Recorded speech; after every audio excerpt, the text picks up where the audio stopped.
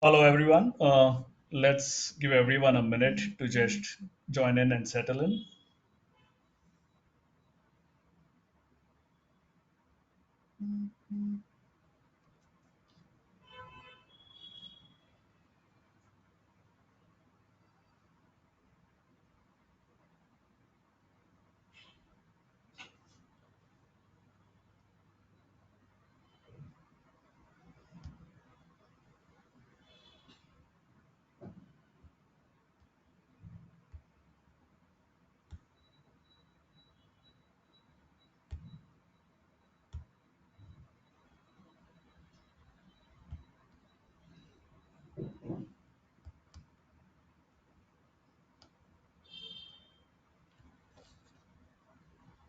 Hello, everyone. Good morning or good afternoon, depending on where you're attending this webinar from. First and foremost, I would like to thank you all for taking time out from your schedules to attend this webinar. To introduce myself, I'm Gautam, and I take care of Europe and Latin America business for Kalkitech ASE offerings. A little background on Kalkitech. Kalkitech was founded in 1998 and we acquired ASE in 2014-2015, and now ASE is a fully owned subsidiary of Kalkitech. Kalkitech and ASE have always been an advocate of open standards and standards-based communication to facilitate interoperability in the true sense. We have been active members of the UCA group, which manages the 61850 standard, and regularly participate in the 61850 interoperability workshops being organized since 2015. Today's topic: ASE61850 exchanges, simulate IEDs, and run complex IEC61850 workflows. In this webinar, we will introduce the exchanges features in the ASE61850 testset. Exchanges provides an easy drag and drop mechanism to configure simulation and test steps without writing code. A few points to note before we start off. Since we have a large number of participants, this is a listen only webinar. However, to facilitate clearing of your doubts or queries that arise during the course of the webinar, you can kindly send us your questions by typing in the window provided during the talk itself. We will try to address them here at the end of the talk or come back to you individually in case we run out of time. The presented talk would be for 45 minutes, followed by the questions selected at random. I would now like to introduce you to our panelist for today's webinar, my colleague, Mr. Vinu Warrior, Vice President, Product Management and Development, AC Test Tools. Vinu has more than 24 years of experience in the design and development of complex communication products and also has been a member of the IEC 57 in the Working Group 10. Vinu's chief interests are communication protocols used in the energy sector, participating in standards bodies related to protocols, and product design. Without any further ado, I'd like to ask Vinu to take over from here. Over to you, Vinu. Okay, thank you. Thank you, Gautam. So, good morning, folks, or good afternoon, whatever it is, as Gautam said. Uh, from my side, also, I'd like to thank you all for attending this webinar. Please seeing my screen, you see my presentation. We have a quick presentation with a few slides before we jump into the demonstration. So, to set out the context, we have been conducting these webinars for some time now with different topics, and this webinar is focused on one of our ASC61850 tools, that is the test set. It is a protocol test set for 61850. And in that, we are focusing on a specific feature that we call as exchange mode. So the naming comes from traditional reasons. Those of you who are familiar with ASC products might have been using our ASC 2000 which is a product that's been there for I think 30 years or more. It's something that's really widely used across the world, and it's a SCADA RTU protocol test set, not a 61850 protocol test set. But the ASC 2000 is what brought all our users to the concept of exchanges. So you have exchanges in ASC 2000, which helps you to configure various steps in a master mode or in an RTU mode without writing any code. You just drag and drop data and you set up what you want it to do, and it performs that. So when we approach the requirement to set up sequenced tests, you always have the option to point and click and perform various actions in the test tool. But to set up sequence tests, we have experimented with various features. In one of our tools that we call IED Smart, we provide a script language with which you can pretty much write any kind of an application based upon the 61850 underlying data. But for this tool, we have taken a design choice to provide what we call as a code-free or no-code or codeless mechanism to set up sequence tests. And that is because the exchange mode from ASC 2000 provides us a useful and beautiful concept whereby we can do the same thing. So, oh, there we go. This is the agenda for today. I'll quickly introduce you to the 6180 suite, the tools that comprise the suite, uh, and I'll give you an example of a pre-engineered base template using SCL Manager, which is one of the components of the suite. Then we will load that bay in the ASC618 test. Load all those IEDs in a server instance and run them.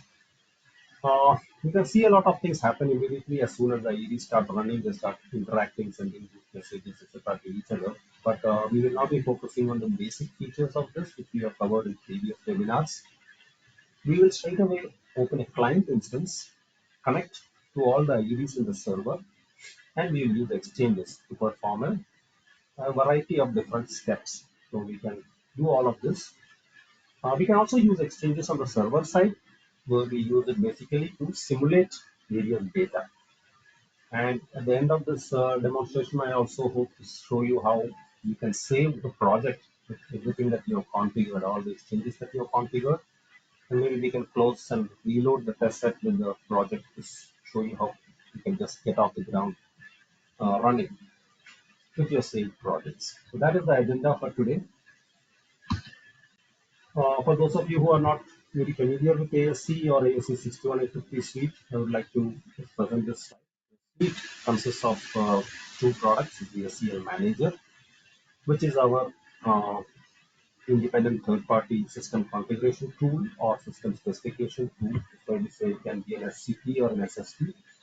And we have the 61850 test set, which is a protocol test tool. Historically, the test set used to be just a client tool, and we used to have a separate server simulator that we call as IED Smart. Is still available as part of the suite, but we have now introduced those features into the test set itself so that you can run different windows or instances of the test set as clients or as servers or as a monitor where you're neither simulating a client nor a server. That means you're not actively participating in the conversation, but you can monitor everything that's happening between the real clients and real servers in the network. So this concept again is something that we are borrowed from the ASC 2000, which can perform its role as a master or a slave or as a monitor mode. So we now have the same thing for the 61850 test set. And with most of the features of server simulation brought in here, IED Smart is now an outlier, but it is still available as a powerful solution for those who are willing to use coded scripts. So you can use a script language to produce a different kind of an experience. So it is still available, but in this tool we have chosen to we have taken a design choice to provide uh, setting up of test scripts using exchanges. So these are the two tools in our arsenal.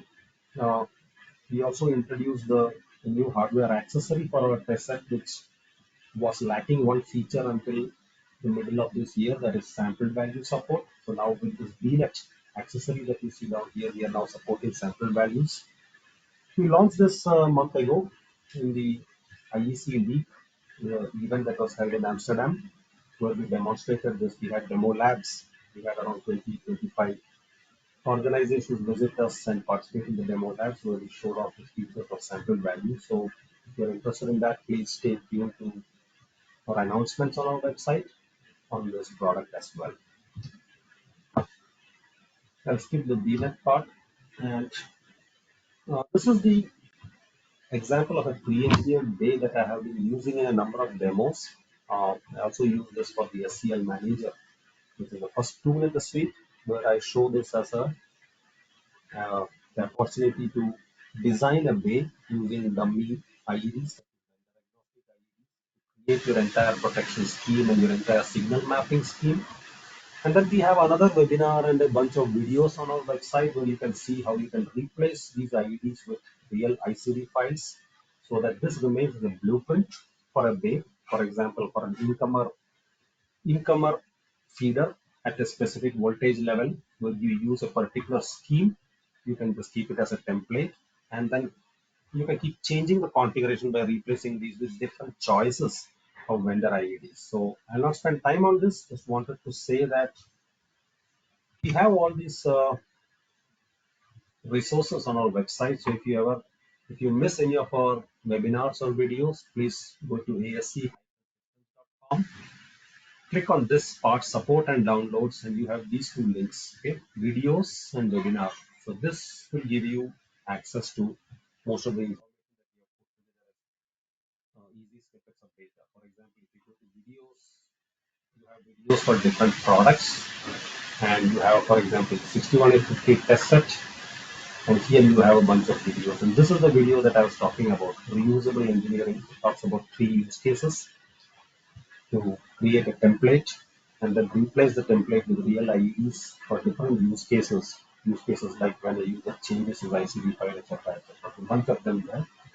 And you also have all past webinars. If you click on support and go to webinar, you see these are the 2 webinars we are running now. One is the one you're attending now. We have a repeat of this by my colleague in the US time zone later on November 30.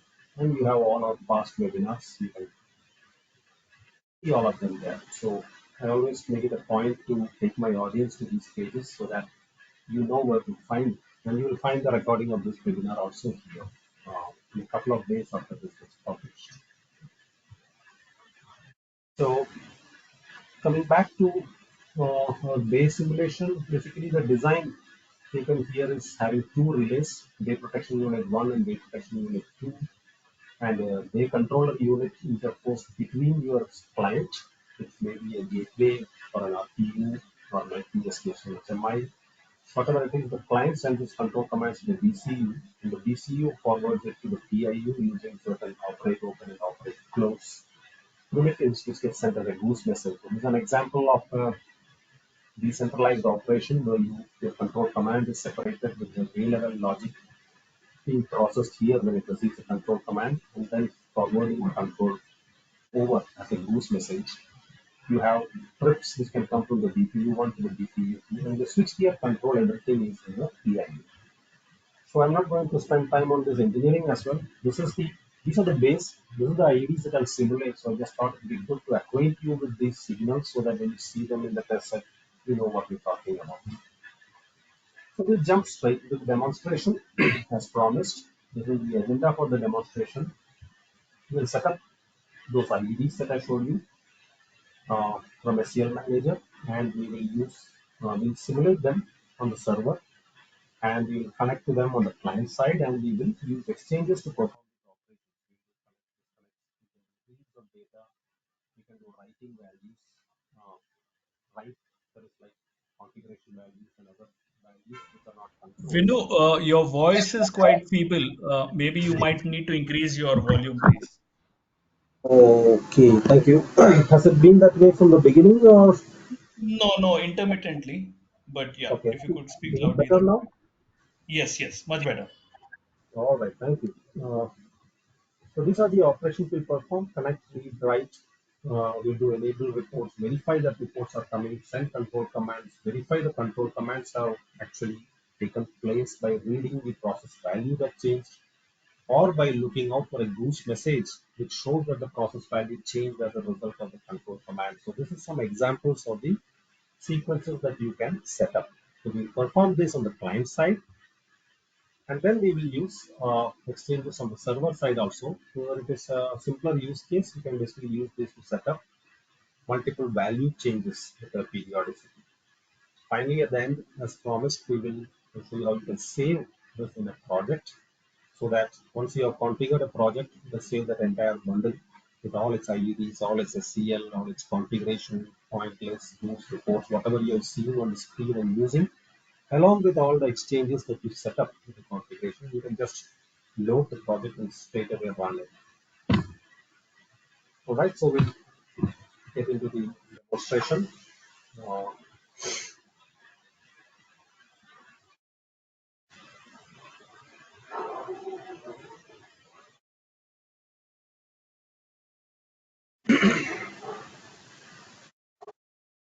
so this is my project with the bay that we are simulating with all these signals. And primarily, I'm going to focus on the, I'll give you the PIU, the process interface unit, because it has everything that we need for the examples that I talked about. So it has the logical nodes with the XCBR for the control. I have specified the uh, CF, the control model configuration value as select before operate with enhanced security, so that we can perform DOW offer and cancel operations on this.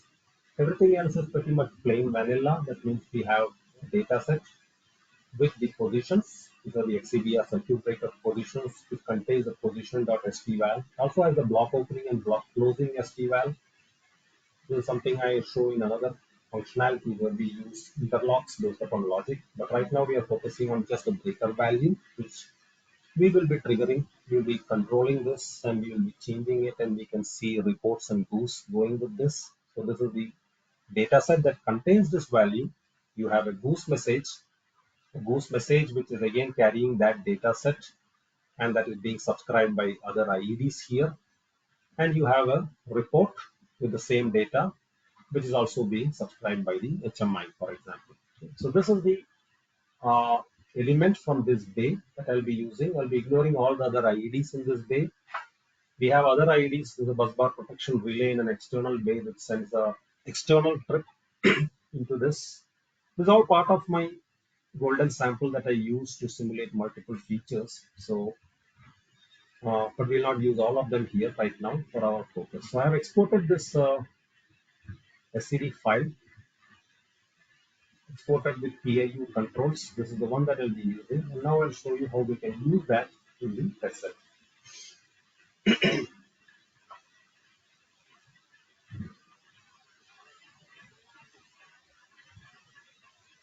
All right, so this is the 6150 test set. As soon as you start it up, it runs in client mode. That's the default. You can see down here at the bottom, the client mode, this is the monitor mode, and this is the server mode. Well, first of all, just switch it to server mode by just clicking on this button. Now we are in server mode. That means we can load SCL files and we can simulate those IEDs. You can also select your net interface cards that you want to use. For this demo, I'm just using my loopback adapter. Uh, for some other demos, more involved demos, I have two laptops connected together to a switch, in which case I would need to connect my actual interface card. But right now, this is good enough for my purpose. So I just go with this. And this is the button with which you can add devices. So in server mode, you only have one option to configure IEDs, that is using an SCL file, because you need the entire model for it to simulate. So this tool keeps track of every SCL file that you use, so that you don't need to go searching for them. So I have imported this PIU control series. So just select that, and I can start simulating these devices. So when you simulate these devices, what it does is it we are going to be simulating these devices on our laptop. So the IP addresses that I have on my laptop may not match with the IP addresses that is configured in the SCL file. So, uh, basically you need to select what IP to use to adapt this device. So I have configured a number of alias IPs on my loopback adapter. So I use these 11.100, 11.101, 11.102, 11.103, and I'll just start the simulation.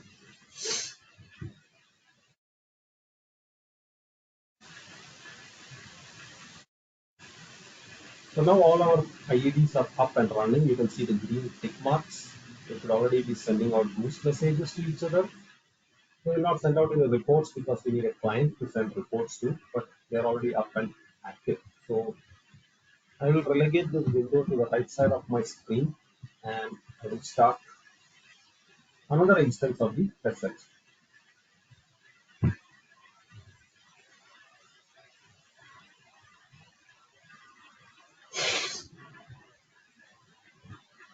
Okay, so now in this instance of the test set, I'm going to continue in client mode. So this is what I want to do. And to start with, I need to add IEDs. You have different options. You can, in client mode, you can just enter your IP address of a device and connect and discover the model. You don't necessarily need the SCL model and all the rich data it provides, so you can do that. You also have an option to scan an entire network. So whichever networks you have selected here can be scanned. It just does a round robin check of all the IP addresses available in that class of that network, and it will discover and find those IDs. But right now, I'll just go with the easiest option, that is, I'll simply load the same which I already have here. And now in client mode, it shows me the actual IP addresses. Obviously, this is not a very nice set of IP addresses that I've configured in the SCL because I hardly ever use any real network configuration. But here, it does not try to force me to select IP addresses that belong on my PC because I'm working as a client. So I need to connect to a remote device. So any IP address is valid. But I'll need to change this to the IP addresses where I'm simulating them. So I'll do that.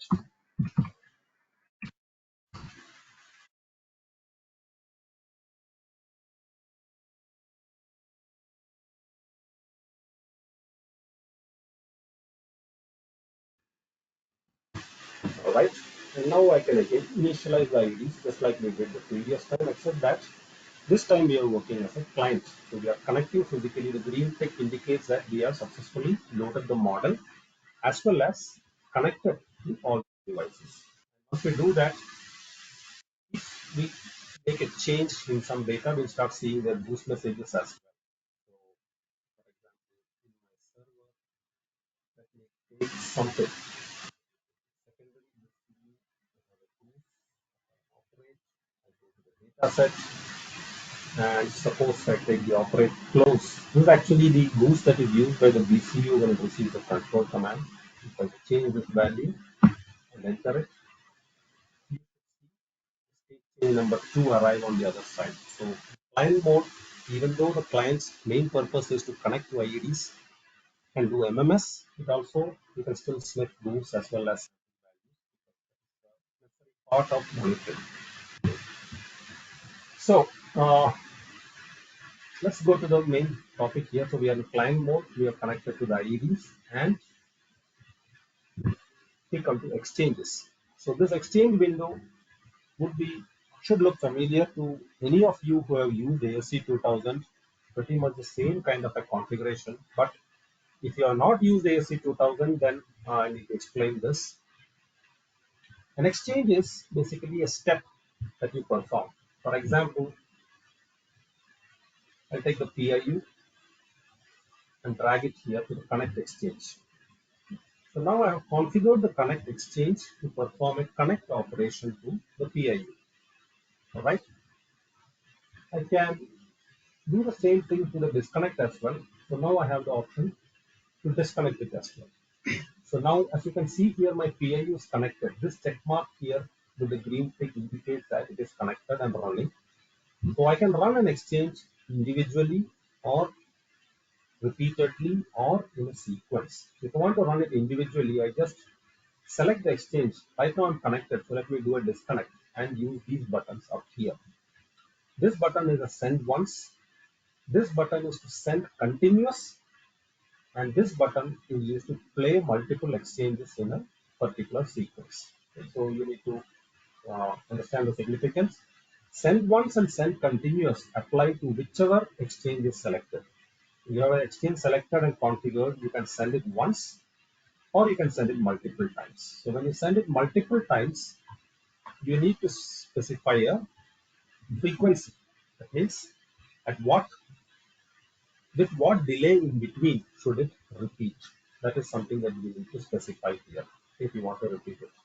And if you want to send it as part of a sequence, then you need to select this transmit flag, because in that case your exchange selection does not matter. You are going to play multiple exchanges. So which row is selected does not matter. It needs to know which exchanges need to be transmitted. So you need to select the transmit flag on every exchange that you want to send. This may look a little bit complicated right now, but let's just try it out. Let's see. So I just want to send a disconnect once. All I did is drag and drop the IED here, and I just send it once. And you see that the disconnect exchange is successful. Disconnect is successful, and you should see this here. You can see the checkbox is clear, and this arrow goes to black. The black arrow indicates that the IED model is successfully loaded, but there is no active connection. Now I can go here and do a connect. I just do a send once, and now you see success, connect success, and you can see here the green tick has appeared. So this is an example of running individually. Suppose you want to do a read exchange. Let me take the PIU itself and let me select the value. Now I can go through the logical nodes, or I can go through the important data based upon what is configured in rules, reports, controls. So I can go to my report, select the first report. I can go to the data set and select the data from the data set. For example, this is the circuit breaker status value. This is a good value to read. So I just put it here into my read exchange, and my read exchange is configured with the value that I want to read. Once again, I can perform a read on this, and it tells me that the value is intermediate. Intermediate means the double point is 00, because there is no initializer given in the SCL file. Normally, the SCL file should specify a data object initializer called a DOI, where it says what is the initial value of many of these status points as the IED starts up. So my server has just started up. There is no initial value selected. So if I do the same thing here, I go to my PIU, I go to my reports, I go to the data set, pick that value, you can see it is an intermediate. So I'll change this to a more meaningful value. I'll change it to off open. Sorry, click there, off.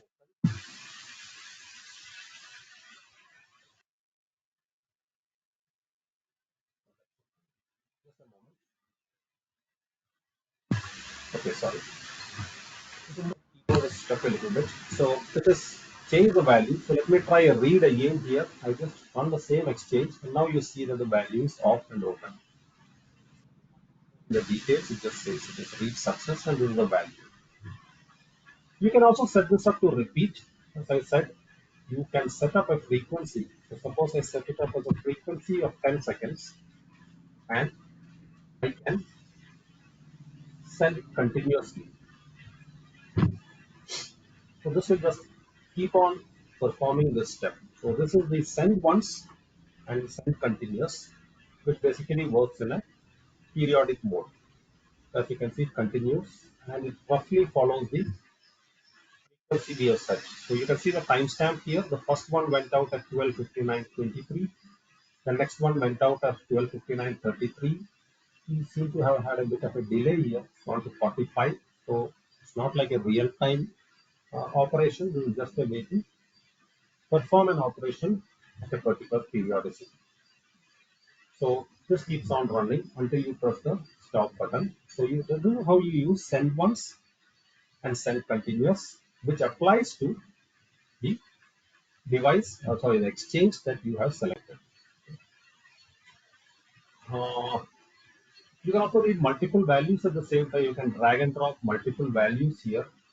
Let me just do that. So now you have one more value here. So you have the pause eval and the block opening as well. You have changed this thing. So you can see here pause.eval as well as the block opening. The block opening is false. So you can see that both the values have appeared. So you can do this. It is not limited to one value at a time. Many of the exchanges, most of the exchanges allow this, except certain exchanges where it only makes sense to do one at a time. Okay. Exchange. Uh, we can also perform a write exchange. As you know, 61850 write is not the same as a control command. A control command follows a particular state machine. It follows a different service primitive. 61850 controls are not writes, even though if you really inspect the packet, you will realize that at the bottom in the MMS layer, it's a write. So that's a bit of a contradiction that people sometimes ask me about. When you look in MMS, it just, even a control command is just an MMS write. But a 61850 write and a 61850 control is different. So that is, the separation is based upon the data model. When you do an MMS, when you do a 61850 control, you are actually doing an MMS write, but it is on an object of type CO, where the functional constraint is CO, and there are some additional constraints imposed by the application layer. So let's do a write. At a 61850 level, a write does not apply to, what can we do? We can do a write, for example, to a configuration value. So if you take a report control block, for example, there are lots of configurations that you can write. Actually, you can just edit it here. It performs a write. That is the normal way of doing it, but we are focusing on exchanges, so we'll use one of these.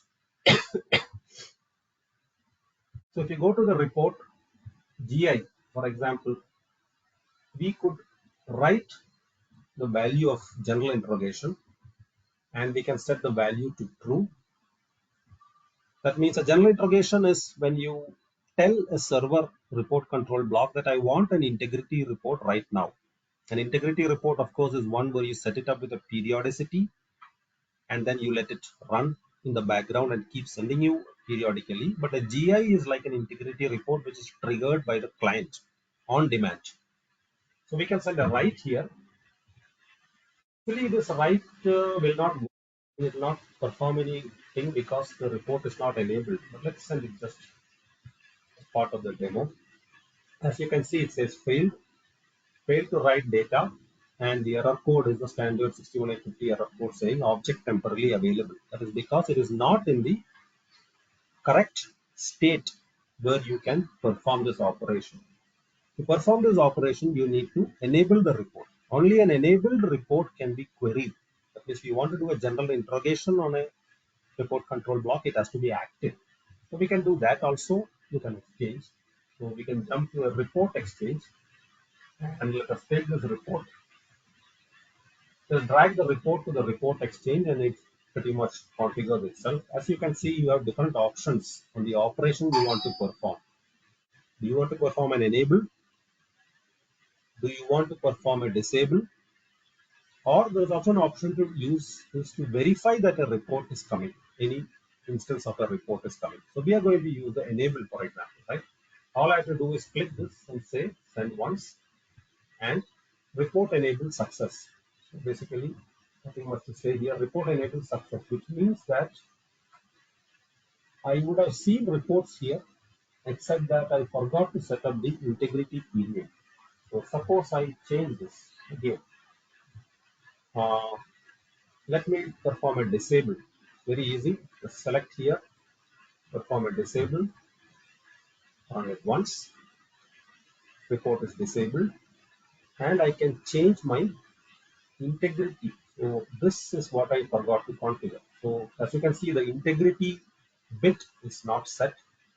I'll set the integrity bit and I'll make the integrity period a little more reasonable. Let's take it as 20 seconds. Okay. And now let me perform the enable operation and run once. So now the report is enabled again. put in the right values, and you can see here the integrity report. As expected, we start getting the integrity reports. This is the sequence, this is the first one, and this is the data. If you want to look at the data, you can see all the data here of open, etc. etc. Okay, this is the data from the data set, and the integrity report keeps coming. Now, in this state, our GI should work, right? So we already configured this exchange with the GI value as true. So let us try sending this and see what happens. So I'll just send it once, and it says GI true success. This means if I go here, yeah, you can see here we have received the report. On the report tab, we were seeing the integrity reports earlier. This GI is specifically asked for at 52. So otherwise, we were receiving the report at 14 seconds, 34 seconds, then 54. I'm sorry, okay, so change the second to 6, 14, etc. So every 20 seconds, we have been receiving this uh, integrity reports. But this is something in between that we asked and we got a general information report. The report does not very different from an integrity report. A GI is pretty much an integrity report, except that it is requested and delivered on demand. So that is an example of doing a exchange to do a write. Since we are doing this, we can use this as part of the report verify also. That means, let us now do a sequence. So how do we do a sequence? Let us enable a report, send a GI, and verify that that report arrives. Okay. So I'm going to disable integrity. So first of all, manually, I'm going to disable once. So my report is disabled. I want to change to remove integrity so that we don't get a flood of data. Okay. So I've changed this already. I've prepared this exchange to enable the report without an integrity period. So it will not send me integrity reports. And the report would be sent only when I do a GI. So this is what I've set up now. Now let me make it a sequence. That means I drag this. I have the report. I'll drag it to happen before my write. So I have my report. I have my write. So I'll do a report enable, as we said, report enable without integrity. Then I'll do my write to request for a report, that is for GI. And if this works, I can copy this and paste the report. So this, you don't need to drag and drop all those data again. You just copy. You got a copy of that report for the same report control block, except that I will change the operation here to verify. So now I'm using the same kind of a report, copy of that report exchange, do a verify operation. And you can rename it also so that report verify. So you know what you are doing here. Write. What did we write? BI. And this is the report enable. So we want to perform this in a sequence and see that this happens. That means we want to enable a report. We want to create a condition by which we know a report will arrive. And then we want to verify that the report arrived rather than sitting here and looking at the screen and trying to manage it. Let the test tool do that and tell us it's passed or failed. Now, how do you run multiple exchanges in a sequence? This is where the transmit flag comes in. So I think it might have been a little confusing when I tried to explain these three cases before. Send once, send multiple times, and then you have the play button, right? The play button is what you use to play multiple exchanges in a sequence, but for that you need to designate which exchanges are participating in that test. So I'm going to take the report enable and I'll say transmit. This is the button that tells the tester that this is queued as part of the test. And then we want to do the write GI transmit. Then we want to do the report verify, select the transmit. So that's it. I'm going to clear the history here so that you don't get lost, and clear the report history also, and I think I should purge the buffer. So whenever you disable a running report control block, when you enable it again, you will get another copy of all the reports in this buffer. So that will do a test because we are expecting only one report. So I can just go to my report control block and this is the option to purge the buffer. So this is my normal operation. I could have done this with an exchange as well. I could have put this in an exchange, but I'll just show you this as well. So you can see it went to true and went back to false. That is the standard behavior because the purge buff is a transient. Just like the GI, the general interrogation also is a transient. When you set it to true, it performs its action and then goes back to false so that you can again trigger it one more time. It doesn't remain in that state. So the purge is done. Now uh, we are planning to run this in a sequence. We have all of this set up. All I need to do is press the play button and we start with, oh, I forgot to change it. It's still disabled. So let me see what happened. I have my report enabled, which is wrongly set to disable. So it was trying to disable an already disabled report control block. That is why it said failed. So now I set it to enable. This should be correct. Then I have the right GI, which is set to true. And then I have my report verify. So this should be fine. So let me clear the history and run it again. All right. So now it's happened. So you can see here, the first step in the sequence is report enable. So you have a success, report enable success. Then we have a GI writing true, which is success. And then we have a report verified, which has come as success.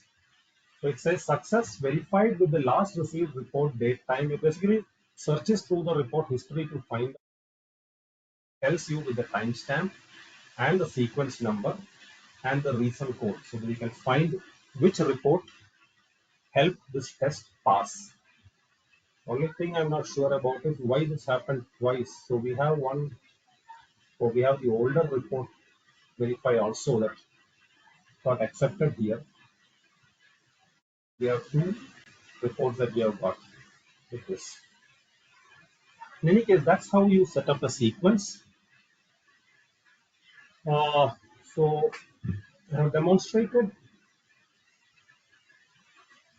individual exchanges, sending once, sending multiple times, and sending in a sequence. I've shown connect, disconnect, read, write, and report, enable, disable, verify, etc. So let us go to control commands. This is what I wanted to do. So let's create a control exchange. So I have my controllable object here, which is basically the XCBR CO pos. So just drag and drop it to my control, and it tells me that the data model is select before operate with enhanced security. That's good. And the operation I want to do I want to do select and operate, or do you want to do just a select, or just an operate, or just a cancel? So you can set up a sequence where you do a select and then have another instance of this exchange. We will do a cancel, for example. So you can do all of that. But right now I'm going for the positive test. I'm going to go through with this and perform an open operation, right? So I can just run this and see, and it says failed because it says object access denied. That is I think because of the it's already in an open state. So you need to go to the application log to figure out what happened. This is where you receive the enhanced security message. It says position reached. This is the error you get when you try to open a breaker that is already open, or you try to close a breaker that is already closed. So this comes as a like an unsolicited report. After the command is accepted and processed, you will get this later as a, it's called an add cause. That's a short form for additional cause. It will give additional diagnostics on why the command failed. So this is a common problem that we see. If I change this to close, doesn't work. Okay, this is close, and I just run it again, and now it is successful. So you can see it is successful because if you go to my server, you can see the status has gone to close. Okay, you can perform this parallelly and see if you want. So we have a close. Now we'll do an open. When we do an open, we should see this value change here. So so also, when we do this, if our report was still in enabled situation, we would be getting reports. Yes, I think our report was still, we had left it in an enabled state. So you can see sequence number 1 and 2. You can see data change. And the data change is basically the on close, and this is the off open. You know that unlike an integrity report, a data change report only contains the value which changed. So if you look at the integrity report or a GI report, it has the entire data set always, but data change report will only contain whatever value has changed. So this is happening. So we have this control. Let us do a so this is a control open. So we can name this control open, and we can clone this, copy, paste, and let us create a control close operation as well. Control close, just naming it here does not solve the problem. We need to close here. Okay. So right now I know our status is open. So I'll bring it to the correct situation by doing a close so that we can do this in a sequence. So I just run the close once and that works. So we have got the success. And breaker is closed. You probably have got a report here. Yes, sequence number 3, you can see the data change. It is closed. And now we can add this into our sequence. So what are we trying to do in the sequence? We are enabling a report. Now that's already enabled, so let us not enable it again. How do I remove this from the test sequence? All I do is uncheck the transmit flag. Done. I can do a read, doesn't matter, but that was not part of my sequence, not transmit. But I'm still doing a GI and doing a verification of that GI report. And then let me perform a control open and then a control close. So now, when you do a control open and a control close, these are special exchanges which have a built-in mechanism to do a verify. You remember when we did a write, we used a report exchange to verify the write GI happened.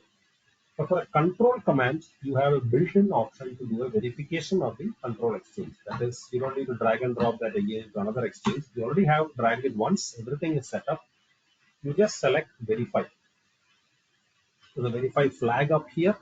So you just select the verify flag and then you tell the tester how do you want to verify it. There's a verification setting. So you can verify this using a, for example, you can verify it by a read or a report or a goose. So we have a goose option here. Actually, the tester searches through the configuration and says it knows we are performing a control command for a particular object. It knows what is the status value for that object. It checks how many data sets contain that object of the status value and how many control blocks like goose and report are publishing that value. And then it gives you these options. If this was not there, for example, in any report or goose, the only way to verify is by doing a read.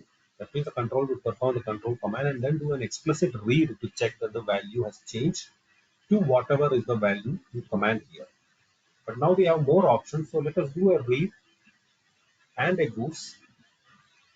There is a problem with this particular release. The report verification in this part seems to be having some problems. It doesn't seem to work. So that has been fixed in the current release, which is being prepared. So that's why I'm not using this in the demonstration. But it's the same philosophy, the same concept. The problem here with the report in this particular exchange is that it seems to be a problem with the alignment of the time. What it does is it goes back in history to when the control command was performed and then searches the report history and the goose history to find the correct match of the report or the goose which was triggered because of this with this state change. Right? That's what it does. So I'll select both read and goose. And when you select either goose or report, you have to say which control block. So this is the only control block which contains. So I'm going to use this goose control block to do the verification. And the verify from is not required. The verify from is done when you are expecting this action to happen because of another exchange. So for example, here you see all the exchanges: report enable, write GI, report verify. Right? Suppose one of these exchanges was causing the action which you are trying to verify here. Then you need to tell the test set which to search from which exchange for the history of the goose, which reflects the status change. So in this case, we don't need to do that because it is this exchange itself. You're doing a control, and then you expect to see the result, right? So now we have configured a verify for the open. Let us just try it. The last operation we did was a close, so this should work. Let me just send this once. So it says success, open, and if you look here, you can see some additional diagnostic information. You can see this is the write and the offer. This is the SBOW. As you know, enhanced security uses the select before operate with value, that's the W, and then it uses the offer structure to perform its operation. So you see that happening with time. And then you can see the goose. Just search for the goose and found the goose. It says the value is off open, which matches the value that is given here for the open command. And it gives you the state change number 6, and it gives you the verdict and that's verified OK. We also asked it to verify the control command value using a read. So it just performed a normal read and checked that the value is OK, and this is also verified OK. If we had report, we could have done that as well, but for some reason that was missed out in the last release. This release is out on the website. It was, I think, published in May. So I think the next release will fix that problem. Vinu, So this quickly is, a time check. yes, We've got about 9 to 10 minutes we left. are at the end of the time. Okay, so this is how you do. So you can add this also, including verify. You can add this to transmit. You can then do the close and do the transmit. Let me just send a close once. So it does the close. I'm not done verify and close, so it's simpler. Now I should be able to run all of this in a sequence because I selected transmit, transmit, transmit here. So now if I clear this history and run this, I should perform a lot of things. So this is my write GI, my report verify, which is successful, my control open, which is successful, and my control close, which is successful. And the control open includes goose. Now it is state change number 8. So there was a 6, which was the previous one, 8. So 7 in between is because we did a close in between. So if you look at the goose, 6, and then you have the 7, and then you have the 8. 7 is where we did the on close. As you can see the value here, on close we manually did it to bring it into the right state for the sequence, and then this is as part of the exchange where we again opened it. Right? So there's a, you also have server side. I'll just quickly show on server side what we do. For example, is our report is still enabled, so we can quickly do this. Let us drag this value to the simulate and let us change the value. What is the value now? It is on close. So I'll just make it off open and I'll run it once. So the value goes to off open and the exchange history shows success. And here you can see the report has arrived, right? So if I minimize the screen here, so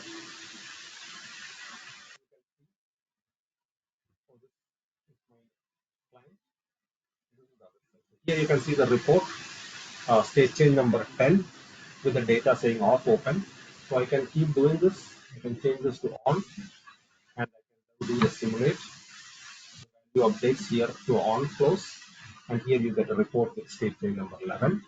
So doing this manually is one thing, but the better thing you can do is you can use multiple values. So the multiple value simulation, Here it shows you the format to use. So for double points, you can use 00 notation. You can do 0110, and you can make it cyclic. Then if you make it cyclic, you can set the frequency to whatever you want. If you are doing this cyclically, then you have to keep it in send continuous mode. So I'm going to send this continuously. Send continuous exchange, which means that we'll keep on getting these reports here. We got it at 11, then we got 12, and every 10 seconds we should be getting 38 seconds, 48 seconds. This was the previous minute 58. So we keep on getting this 38, 48. We get one more. Okay, down to 59. So this keeps running. So this is how you can do the exchanges. And now let me stop this. Let me stop this, and let me just show you save. I can save this CNFX. Okay, I've prepared this folder for today's webinar. So I have other saved projects which I was working with earlier. So I'm naming this a demo.cnfx. I save it. I keep the server running. Sorry, this is the server and this is the client. So I'm going to just close this. I'm not going to. Oh no, made a mistake. I saved the server project. I got mixed up with the. I got mixed up in the Windows. So I think this is the project that I saved. So all those exchanges we configured in the client side are gone. The only exchange I configured here is the simulate. But we should see that appear. So we'll do that quickly. I'll close this as well.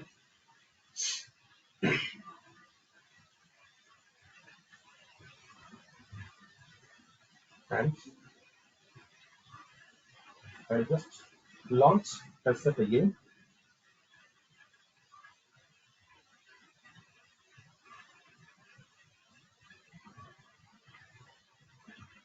I have my test set and I'll just open demo. It automatically will switch from client to server and it will load all the IEDs. You have an option whether you want it to load automatically or not. I've selected it to true in my settings. So that's why it automatically auto loads. I'm done. And everything, if you had configured any point list, boost or reports, it would have arrived. But the important thing is whatever exchanges, you can see the exchanges you created. These are all preserved. If I had done this with my client project, you would have seen all those exchanges that we put in a sequence and prepared. It would have been loaded here. So that's about it. That is the demo that I planned. I think I've covered. Let me just check. So I use exchanges, connect, read, write, enable, verify reports, sending control, verifying the controls, server side simulations, and saving and loading. So that's it. That is the takeaways I want you to take away. We'll jump into the questions now. Let me see. Uh, okay, we have a lot of questions. Let me quickly cover this. Sorry for the delay, folks. If you can spend a few more minutes, we'll cover as many questions as possible. Will you cover SCD file usage without data set? Sorry, but we do not have time to do that. But yes, you can create dynamic data sets using the client. Uh, so you can create dynamic data sets and which will get created on the server side. And then you'll have to map them to a report control block. So this webinar was focused on exchanges. Maybe we'll plan another exchange with another webinar with some of these exotic features. We had recently done a feature of commissioning and testing using 61850 basic features. Now we'll do the next series of that with some additional features. Some protection manufacturers provide a CD file with RCB only, and they're not connected to any data set. Well, yes. One, you can modify the SCL file because the SCD file with RCB only, you can always modify, you can use SCL manager to engineer it. So those are not engineered report control blocks. They just have dummy empty report control blocks which are not commissioned. So you can use SCL to do this. The other option is to use dynamic data sets, as you said. yourselves. If you run the SCD at runtime, if you're running an IED which has got an RCB which has no data set, the only way to do this is go to your tool and change. That is, right now this is in server mode. If you are in client mode, you'll be able to go to a particular report and you'll be able to change the data set. Sorry, this is the one, the data set, right? You can do the change the data set on time. Uh, both client and server. Yes, you can do this on client and server. I believe both should support this. Do you have some rules which type of SCD files are supported? Well, I think any standard SCD file should work as long as it is as per the standard. We don't have any specific rules that preclude any particular SCL from being processed. And more importantly, what is required from the SCD file? Standard SCL file. If you look at the SCL file, it has to have all its data there. If you look at this, for example, we'll look at the SCD, right? It has the substation section, the communication section, it has the IED section with its data set, report controls, signal mappings. So I'm not sure exactly what this question is intended for.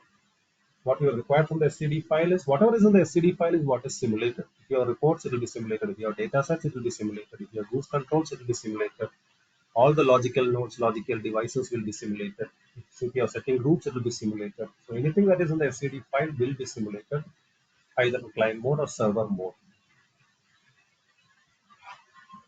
Time did not come to signal update from the server. Not sure exactly what is related. Maybe that was during the time of your demonstration that the time did not appear. Signal update from a server. I think we'll look into the history of this demo and find out what this Yes, was yes, about. If you exactly. read a signal from server, it should have a time attribute. Yes, the time does. I think you're talking about there are two different times. So what you are looking at in the client, you have two time. One is the time that is in the data set that does not change. So when you change a value, time for this. The time that you see in the client is the report. The report control block contains a timestamp. That is the time at which the report was published. That is the one we were looking at. That is not the time at which the data value changed. The time at which the data value changed, that did not come in that report because that data set was unfortunately configured with individual FCDAs. So in a report, you should always configure them as FCD. That means SPVal, quality, and time. All of them will get included in the report, right? So Kimo has himself said that he believes it was due to triggering option you had on, maybe. Yeah, no, it's not because of a triggering option. It is because the report, I had the data set configured like this. I'll show you very, very quickly. PIU, data set, positions, key. STVal, quality, time, these are all individually configured. That means when you have a data change, only the STVal is getting sent. Ideally, you should have configured it by adding CDR1 like this. So when you configure it as pause, when the STVal changes, the entire pause gets sent. So in that report, you would have seen all three values with the internal time. You did not see this because this was configured like this. And the rule in 61850 is that for data change, whatever changes should get sent. So is there add cause code for command?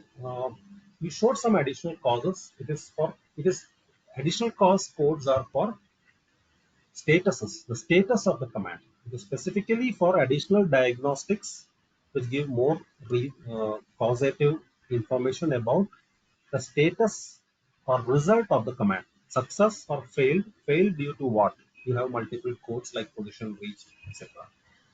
Or no select. If you try to do an operate without select, you will get that. You get various kinds of commands. So it was readily translated from code to text. I think you're talking about the add cause that basically it is shown in the application log where it gets translated.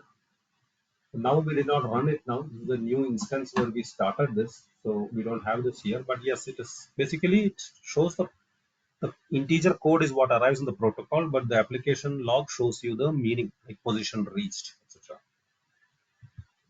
Yeah, if I want to simulate Siemens relay without static dataset, exactly. This is the use case for dynamic datasets. Siemens relay usually does not have any datasets. They just have lots of empty report control blocks. So if you want to simulate that, you can either modify the SCL using SCL manager and engineer it with datasets, or you use it as it is, and from the client you can create dynamic datasets. Okay, that is how you would be able to work with it. And you will still be able to simulate signals. Yes, you can create a dynamic data set, load it to the report control block, and the data is still there, right? Even without a data set, it doesn't matter. You don't need the data set. So you'll see actually, you see the data sets window here, you will get another folder called dynamic data sets. So when the dynamic data set is created, you'll see the data set again, and again you'll be able to see the value and simulate it. And in any case, there is always the catch-all that whether you access it through this folder, you all can always go to the logical device and select the data which is part of that data set. And you can directly go and modify those values as well. So you can always change the values which are part of the dynamic data set that you created dynamically from here, or as a convenience, just like you have the data sets brought out here for easy access, you have another folder called dynamic data sets, which was created with the dynamic data sets, which were created dynamically. I believe that's also supported. All right, I think we have gone through a bunch of the questions. A few of them I'm not very clear on. Yeah. Hmm. We can probably wind up now. I'll see you Yeah, we'll at get back to them individually, and all right. we can set up further sessions if needed. So then, thank you all, folks. It was a little bit longer than I planned, but I think we covered everything in the agenda. So please give it a try. This is all I did, everything with the released version. So you can, Great. have this Thank, after thank, you can try. thanks a lot, Vinu, for the insightful demo. And thank you everyone for taking time out for the webinar. Feel free to reach out to us in case you have got any unanswered questions, and we'll be happy to get in touch and discuss further. Thank you. Have a nice rest of the day. Bye. Thank you. Bye bye.